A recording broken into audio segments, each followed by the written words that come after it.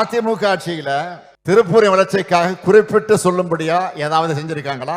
அதிமுக ஆட்சி காலத்துல திருப்பூர் எந்த அளவுக்கு புறக்கணிக்கப்பட்டுச்சு என்பதற்கு ஒரே ஒரு எடுத்துக்காட்டை மட்டும் நான் சொல்ல விரும்புகிறேன். 2006 முதல் 2011 வரையிலான கழக ஆட்சியில திருப்பூரினுடைய போக்குவரத்து நெரிசலை குறைப்பதற்காக அன்றைக்கு முதலமைச்சராக இருந்த தலைவர் கலைஞர் அவர்கள் 3 ரயில்வே பாலங்கள் உட்பட 5 பாலங்களை கட்டுவதற்கு ஆணையிட்டார்.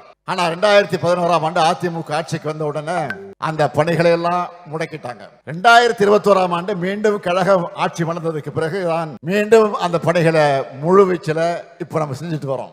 SRC மில் அருகே மன்னரை ரயில்வே மேம்பாலம், திருப்பூர் சிக்கண்ணா அரசு கலைக்கல்லூரி அமைச்சிருக்கக்கூடிய கல்லூரி சாலையிலிருந்து மங்கள சாலை வரை ரயில்வே மேம்பாலம், திருப்பூர் யூனிவர்சல் தியேட்டர் பகுதியில் இருந்து மாநகராட்சி பூங்கா வரை சுரங்க பாலப்பணிகள் ஆகியவை நடைபெற்று வருது. அத்திக்கடவு அபிநாசி திட்டத்தை பொறுத்த வரைக்கும் மக்கள் மன்றத்திலேயும் பேசணும், சட்டமன்றத்திலேயும் நாம தொடர்ந்து குரல் கொடுத்தோம்.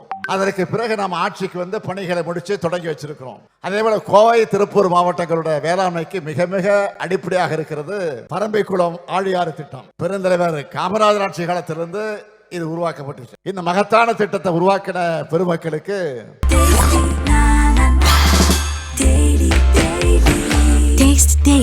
Taste the Daily.